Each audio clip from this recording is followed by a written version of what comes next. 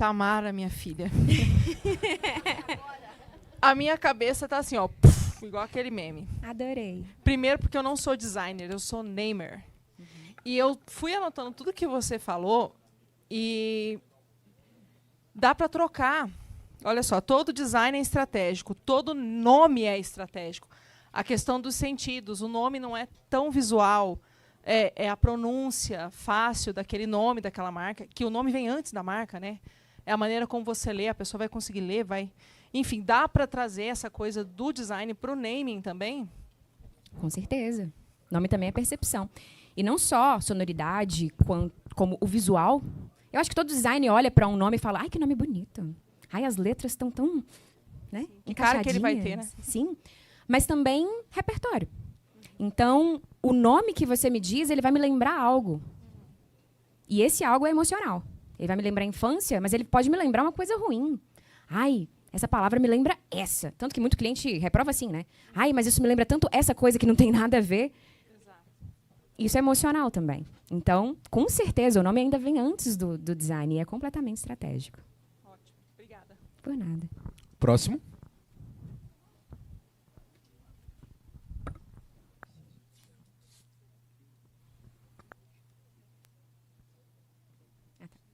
Opa, tudo bem? Primeiramente, é muito massa a tua palestra e eu quero te contar um pouco do meu contexto e ver... Enfim, foi uma... Caiu como uma luva essa palestra. Okay.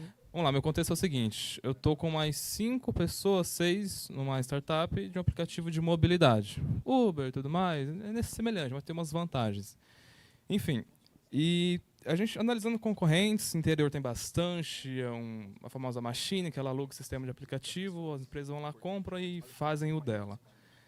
E elas dão certo, mas de uma forma visual tipo muito porca. A gente fica abismado, sabe? Como é que diabo que isso daqui fez para dar certo de uma comunicação muito zoada.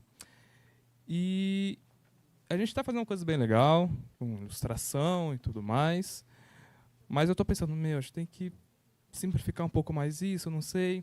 Como é a nível Brasil, então, a gente está começando por Espírito Santo, mas vai chegar no Sul. São públicos diferentes, pessoas totalmente com rotinas, hábitos, histórias diferentes. Então, eu queria entender o teu processo, que é o começo, essa parte de pesquisa mesmo, entendeu? Do público, onde a marca vai se contextualizar, e aí como é que eu encaixo aquilo para o pessoal, entendeu? Primeira coisa que eu queria falar é que design feio funciona. Sim. Tá? Memes estão aí para provar. Inclusive, se for um meme muito bem trabalhado, a gente passa achando que é anúncio. Não é verdade? Então, design feio funciona. A questão, quando eu falo da estética, não é a estética bonita. Porque beleza depende do contexto. Depende da cultura. Beleza. Então, a gente tem que trabalhar a estética de acordo com o contexto do que aquelas pessoas se identificam. Mas eu acho que o ponto que você queria trazer é um ponto muito mais de construção de marca. Porque o design, ele faz parte do branding.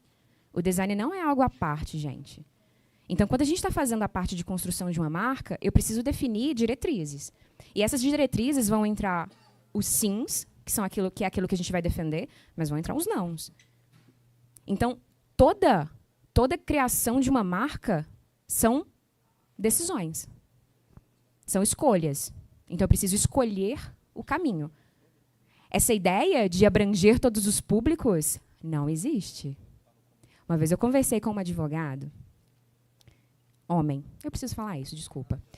E ele estava discutindo comigo que existe sim. Eu posso ter um público de 18 a 65 anos, homens e mulheres, e, enfim, de todas as classes sociais. Por exemplo, papel higiênico. Todo mundo usa papel higiênico. Eu falei, acertou, miserável. E não é assim que funciona. A gente sabe que existe o público que vai comprar. É com esse público que a gente precisa comunicar. Então, sempre que você for criar uma marca, você precisa definir essas diretrizes. Com quem a gente está falando, como nos comunicamos, qual é a nossa expressão, qual é a nossa personalidade, quais são os nossos valores. E entender que escolher é abrir mão. Se você define um público, você abre mão de outros. Podem vir? Podem. Mas não é o nosso objetivo, o nosso foco. Entendi, obrigado. Eu queria saber essa visão sua, porque uma startup é aquela correria, você primeiro usa o MVP, então tu Primeiro corre você faz, algumas depois coisas, você né? entende o que tá fazendo? Então, a gente está nessa fase de tentar aprimorar um pouquinho. Então, eu queria, enfim, ter outra perspectiva e muito obrigado. Aqui. Muito bom. Aqui, ó. Vai lá. Oi. Aqui, do lado de cá. Tudo bem? Tudo Eu sou o bem. Marcos. A sua apresentação está excelente, super bem estruturada, gostei muito mesmo. Acho que a tua apresentação para o cliente deve ter muito disso, né, quando você vai conversar com o cliente. E queria saber como que você trabalha a recusa, né, quando o cliente dá na trave, não rolou, né? E a outra pergunta é quanto você acha que o conceito e a apresentação do teu projeto para o cliente, quanto que essa construção tem de peso na decisão do cliente? Uma apresentação bem estruturada como a tua, ganha quanto de não retrabalho? De cadeirinha virada, né? Vamos lá, primeira pergunta, como que eu lido com a recusa? Eu acho que a gente tende a lidar muito com a recusa no sentido de um cabo de guerra. Eu sou o designer, eu sei o que eu estou fazendo, você não sabe. Então, ou a gente tenta convencer em colocar a goela abaixo, ou a gente só faz e também não questiona. Vai fazer, dá menos dor de cabeça. Só que você e o cliente estão jogando no mesmo time, certo? Ambos estão ali pelo sucesso da marca. Então, o que eu prefiro fazer? Muito mais do que falar com o cliente. Essa é a melhor opção. Vamos falar sobre cores. Azul ou vermelho? Eu fiz vermelho, o cliente quer azul. Ao invés de eu falar, vermelho é muito melhor, eu falo com ele, ok, você quer azul? Tudo bem. Vamos mapear o que vai acontecer se a gente usar azul? Qual vai ser a percepção das pessoas quando a gente usar azul? Qual emoção elas vão sentir? Tá. Então, elas vão sentir isso, isso e isso. É isso que a gente quer?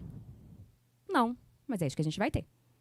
Não tem como a gente traçar um caminho, não tem como a gente plantar batata e querer colher melancia. É isso que a gente vai colher. Ah, não.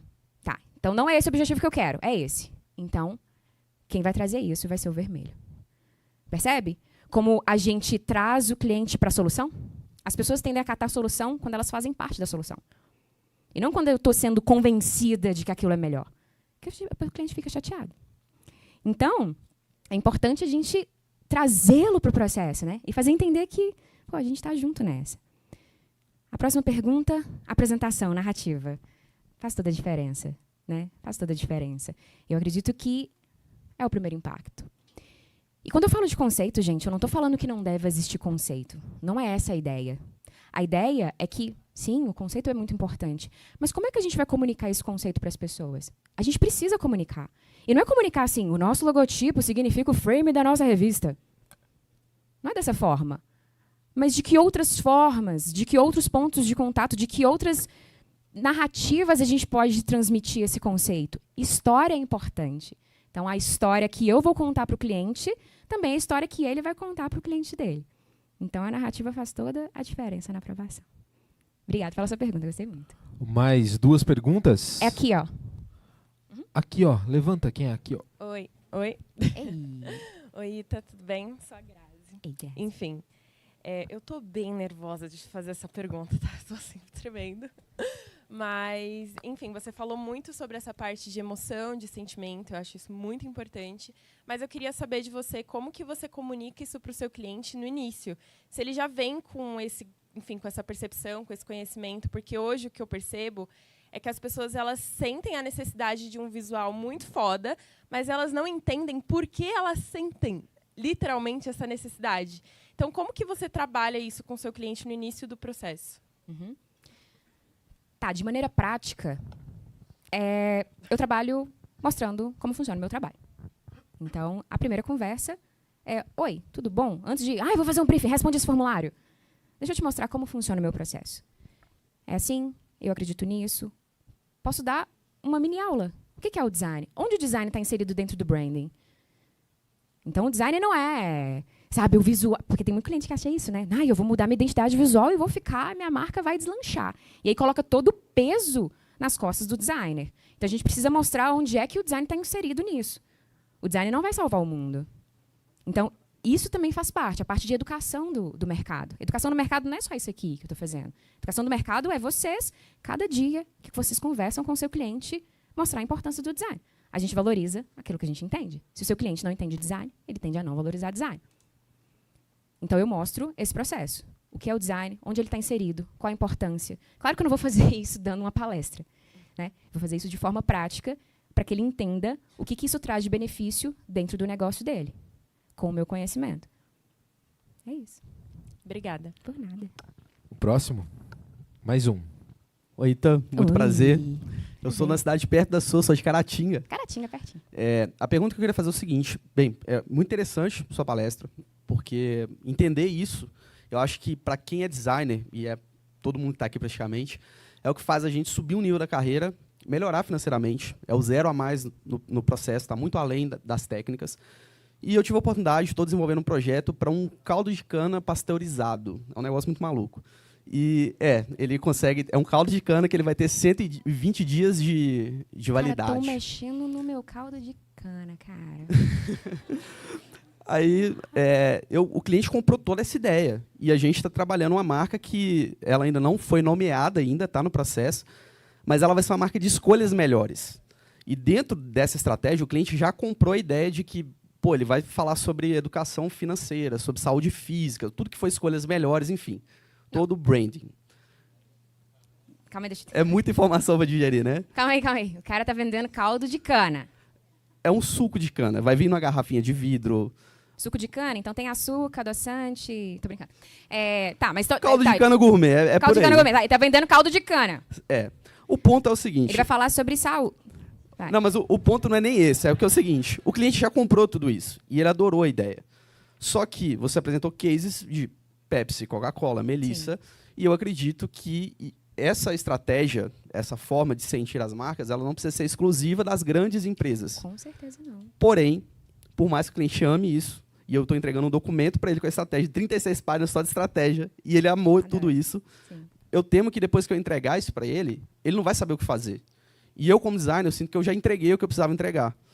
O que a gente pode fazer para que as marcas dos nossos clientes lá das nossas cidades pequenas, que a gente vende isso, que eles coloquem em prática e transformem a marca nisso? Adorei essa pergunta. Yes! Chegamos lá. Sim. Qual é o seu nome mesmo? Leonardo. Leonardo. Essa é uma grande dor. De todo mundo que trabalha com branding. Todo mundo que trabalha com branding tem essa dor. Porque você entrega o projeto. Aí você vai daqui a um ano olhar o projeto virou um Frankenstein. Você fala, cara, mas o guia tá ali. Don'ts. Não é para fazer.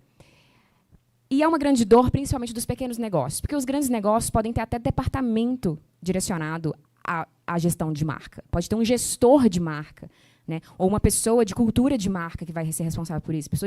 Enfim. E nos pequenos negócios, não. Vou falar algumas estratégias que eu uso e que são viáveis. A gente pode oferecer consultoria com frequência. Então, a cada 3 meses, você retorna fazendo uma análise de tudo que foi construído, de como está essa marca, quais foram os resultados, quais foram as impressões, os feedbacks, que são muito importantes. Não precisa ter uma pesquisa mega elaborada, mas os feedbacks diretos ali é um ponto. A gente pode oferecer isso como profissionais. Tá? O segundo ponto é mandar mensagem no direct falando, cara, por que você fez isso, cara? Eu faço isso também, super funciona. Né? Falo, cara. Isso funciona também, porque é uma maneira do cliente falar, caramba, eu acho que não está dando certo, então vou contratar consultoria, olha só. Então, essa é uma maneira que a gente tem de acompanhar isso. Né? São maneiras que eu faço. Eu imagino que possam ter outras, mas aí foge do meu repertório. Então, essa seria uma das soluções. Ou então, de repente, até vender uma consultoria maior, né, de acompanhamento dessa marca por mais tempo. Mas, dificilmente, pequenos negócios também vão ter verba para poder investir dessa forma. Né? A gente precisa ser realista. Eu também trabalho com pequenos negócios, a gente sabe da realidade. Mas eu acho que essa pode ser uma solução inicial. Obrigado. Por nada. Tem mais alguém? Gente, Só essa pessoa aqui? só ela? Sim. Nossa, você ganhou de ouro agora. Corre.